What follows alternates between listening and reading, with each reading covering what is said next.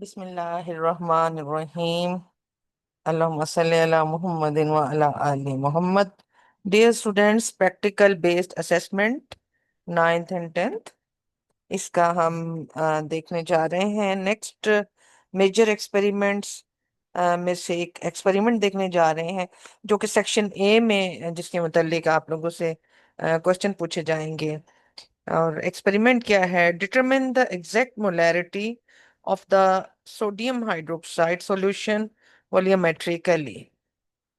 तो गर्ल्स, इसके बारे में डिटेल्स में हम देखते हैं। सबसे पहले तो मैं आपको बता दूं, अगर आप किसी चीज के वॉल्यूम्स को नाप के उसके बारे में कुछ फाइंड आउट कर रहे हैं तो उसको हम वॉल्यूमेट्रिक एनालिसिस कहते हैं। अगर किसी चीज का वेट को आप मालूम करके उसके बारे में कुछ इंफॉर्मेशन ले रहे हैं तो उसको हम ग्रेविमेट्रिक एनालिसिस कहते हैं। तो वॉल्यूमेट्रिक एनालिसिस ये होगा जो हम इस केस में परफॉर्म करेंगे। आइए डिटेल्स देखते हैं। आपके पास ये एक उसने कहा है डिटरमिन करनी है। ये एक सॉल्यूशन है सोडियम हाइड्रोक्साइड का, और इसकी मोलैरिटी जो है अननोन है ना। अब मोलैरिटी का मतलब क्या है? मोलैरिटी का मतलब आप लोग अच्छी तरह जानते हैं, number of moles of solute per dm cube of the solution. यानी ये जो सॉल्यूशन पड़ा हुआ है आपके पास सोडियम हाइड्रोक्साइड का, इसमें कुछ तो जाहिर है सॉल्वेंट है। तो सोडियम हाइड्रोक्साइड इसमें कितने मोल्स डिसॉल्व हुए हुए हैं, यही चीज हमने फाइंड आउट करनी है, और इसी चीज को हम मोलैरिटी कहते हैं। तो बेहतरीन जो हमारे पास स्टूडेंट जरिया होता है मोलारिटी को फाइंड आउट करने का, वो ये होता है कि हम क्या कर सकते हैं कि जिस सॉल्यूशन की मोलारिटी अननोन हो उसका रिएक्शन करवाते हैं नोन मोलारिटी के सॉल्यूशन के साथ। मसलन हमारे पास यहाँ पर सोडियम हाइड्रोक्साइड की मोलारिटी अननोन है और हमें फाइंड आउट करनी है इसकी मोलारिटी। तो हम क्या करेंगे, इसको एक नॉन मोलारिटी के सॉल्यूशन HCl के सॉल्यूशन के साथ इसका रिएक्शन करवा देंगे, और इस रिएक्शन को करवाने से हमें सोडियम हाइड्रोक्साइड की मोलैरिटी का पता चल जाएगा। हम इसको आइए डिटेल्स में देखते हैं कि किस तरह ये काम पॉसिबल होगा।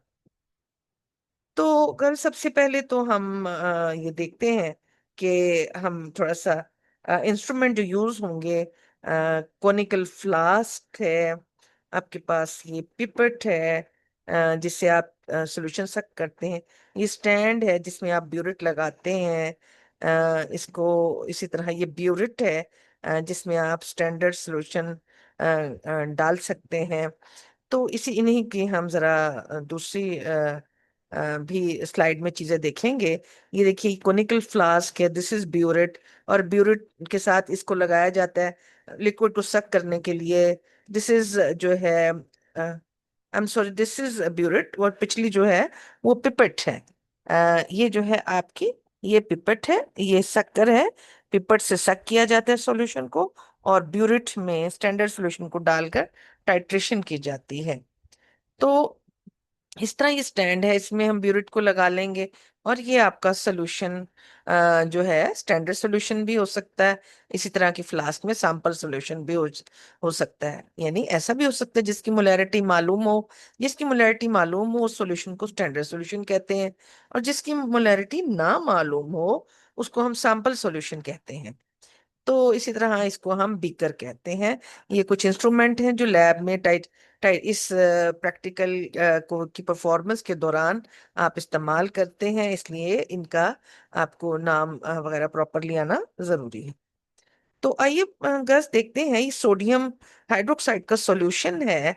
अब हमने इसकी मोलैरिटी फाइंड आउट अगर करनी है तो व्हाट वी विल डू, ठीक है, we will do, we will take a pipette, we will pipette out, we will suck जो है sodium hydroxide in this pipette.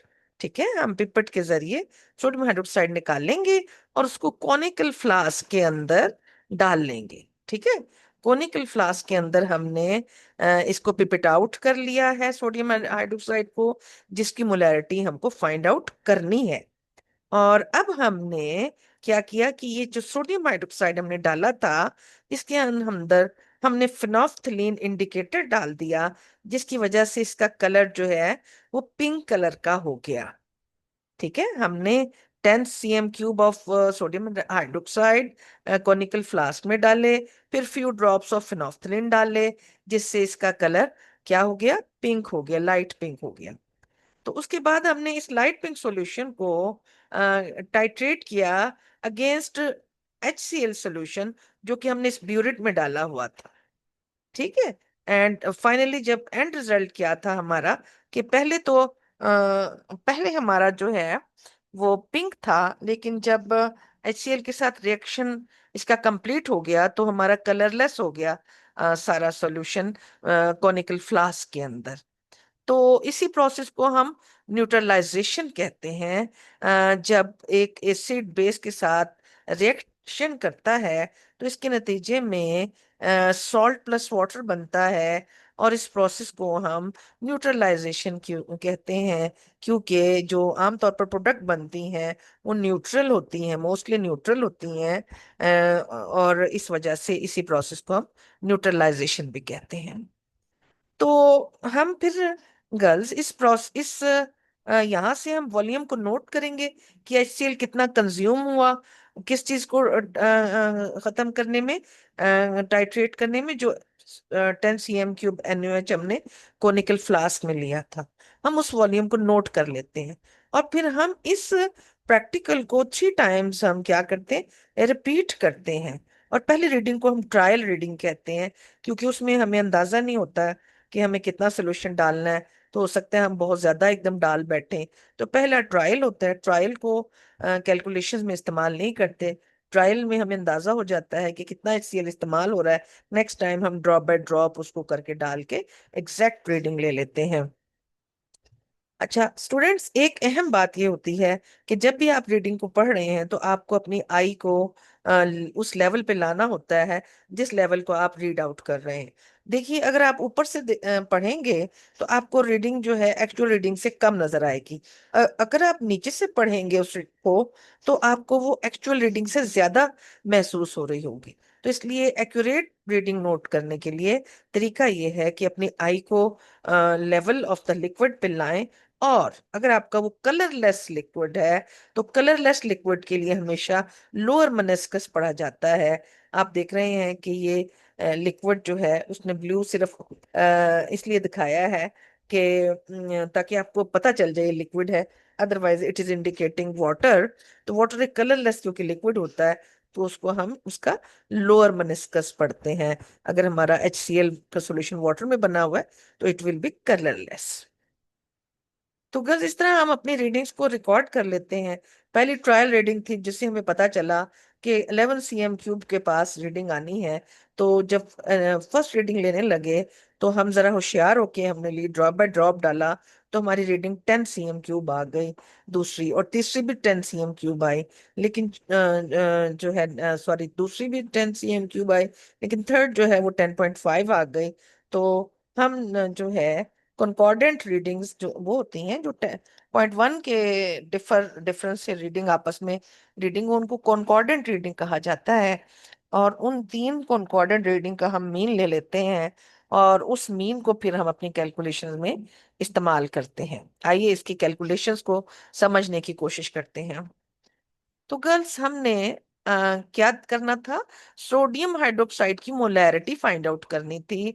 और इस मकसद के लिए हम क्या कर रहे थे, हम एक non solution of non molarity के सॉल्यूशन के साथ इसको रिएक्शन करवा रहे थे। अननोन मोलैरिटी के सॉल्यूशन को नॉन मोलैरिटी के सॉल्यूशन के साथ क्या करवा रहे थे, रिएक्शन करवा रहे थे। और हम इनकी किन किन चीजों को आपस में कंपेयर करेंगे यहाँ पर, इनकी मोलैरिटीज को, इनके वॉल्यूम्स को divided by number of moles जो इनके इस्तेमाल होते हैं रिएक्शन के दौरान। तो आइए देखते हैं, अननोन को नोन को कंपेयर जब कर रहे हो तो इस प्रोसेस को गर्ल्स आमतौर पर एसिड बेस के केस में इसको टाइट्रेशन कहा जाता है। एंड यहाँ पर हम देखते हैं कि M1 रिप्रेजेंट करता है मोलैरिटी ऑफ सोडियम हाइड्रोक्साइड को, V1 volume of sodium hydroxide को, N1 जो है वो number of moles of sodium hydroxide को, whereas M2 molarity of HCl, V2 volume of HCl, और N2 number of moles of HCl को represent करता है। तो हम नंबर ऑफ मोल्स यहाँ से देख सकते हैं बैलेंस केमिकल इक्वेशन से। हमें पता है कि 1 mole of sodium hydroxide is reacting with 1 mole of HCl। तो हम यहाँ पर इनकी वैल्यूज जो है उनको पुट कर देते हैं। हमने वॉल्यूम बेस का कितना डाला था कोनिकल फ्लास्क में, 10 cm3, और इसका नंबर ऑफ कितना मोल्स जो है बैलेंस केमिकल इक्वेशन में 1 है, और मोलैरिटी हमें इसकी फाइंड आउट करनी है। सिमिलरली अगर हम दूसरी तरफ देखें तो मोलैरिटी ऑफ HCl हमें नोन थी, पहले से पता थी, ये 0.1 मोल थी पर DM3। वॉल्यूम इसका जो है हमने टाइट्रेशन के बाद फाइंड आउट किया था, ये लेटेस्ट हमारा 10 cm3 आ गया। एंड इसके नंबर ऑफ मोल्स भी बैलेंस केमिकल इक्वेशन से पता चल रहा है कि 1 मोल हिस्सा ले रहा है।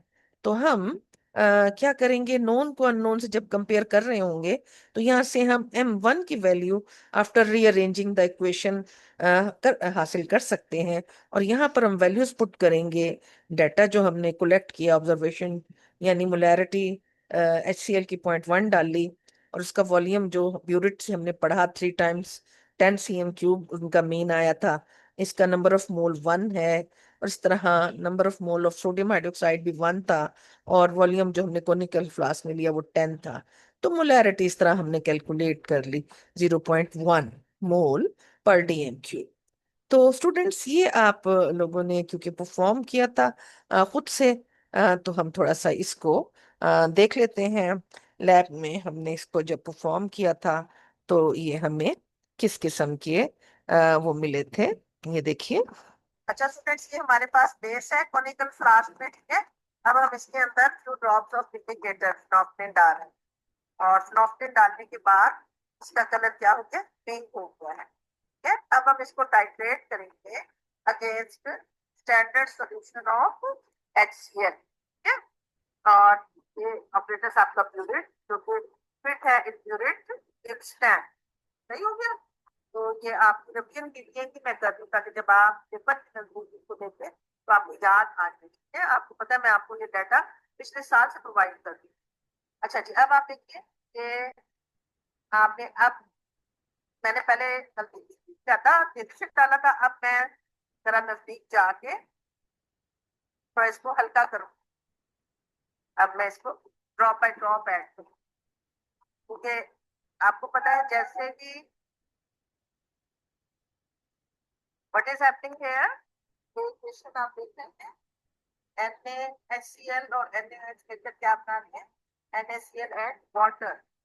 जैसे ही नीचे सारे का सारा NaCl और वाटर बन जाएगा, जैसे ही वहां पर सोडियम हाइड्रोक्साइड सारा कन्वर्ट हो जाएगा इनटू NaCl, उसका कलर फिर पिंक नहीं रहेगा। उसका पिंक किस वजह से है कलर, सोडियम हाइड्रोक्साइड की वजह से उसका पिंक होने लगा। ठीक है, देखिए हम साथ में ऐड करते हैं ड्रॉप बाय ड्रॉप, एंड साथ में इसको स्टर भी करते जाते हैं ताकि सारे का सारा थॉरली रिएक्शन करे ना। अगर एक जगह पे पड़ेगा तो एक जगह का रिएक्शन कर जाएगा, बाकी जो है पिंक रह जाएगा। ठीक है, ये थोड़ा सा हम इसको फिर बढ़ाते हैं, फिर हम इसको कम करते हैं, क्योंकि पीरियड के टाइम को भी हमें जरा थोड़ा सा मद्देनजर रखना है अपने। अब ये देखिए तकरीबन करता हूँ, ठीक है ना। अब what we have to do, we have to do initial, we have to note initial reading was 11.5, ठीक है, initial reading was 11.5, final reading is 22 cm3। so what we will do, we'll subtract 11.5 from 22, तो क्या answer आएगा आपका, हम्म। तो dear students, इस तरह आपने देखा कि किस तरह आप NaOH को कोनिकल फ्लास्क में लेकर ब्यूरिट से HCl डालते हैं उसमें, और उससे पहले आपने क्योंकि उसमें इंडिकेटर डाला हुआ होता है तो वो पिंक कलर का बेस वाला सॉल्यूशन हुआ हुआ होता है। और जब जैसे जैसे आप HCl डालते जाते हैं पिंक कलर खत्म होता जाता है, और जैसे पिंक कलर खत्म हो जाता है आपको पता चल जाता है कि बेस नीचे खत्म हो चुकी है, और आप कहते हैं एंड पॉइंट आ गया है। आप उन्हीं रीडिंग्स को 3 टाइम्स जो है नोट करते हैं, इस प्रैक्टिकल को 3 टाइम्स रिपीट करते हैं, और यहाँ से फिर वॉल्यूम ऑफ द HCl जब मिल जाता है तो आप तमाम वैल्यूज को अपने इक्वेशन में डालकर और जो है final molarity of sodium hydroxide calculate कर लेते हैं। तो डियर स्टूडेंट्स, यहाँ तक में आप लोगों को इंशाल्लाह समझ आ गया होगा, लेकिन अगर किसी भी स्टूडेंट को कोई चीज़ समझ नहीं आती तो वो अपना क्वेश्चन जो है वो हमें भेज सकता है और हम उसको आंसर कर देंगे इंशाल्लाह।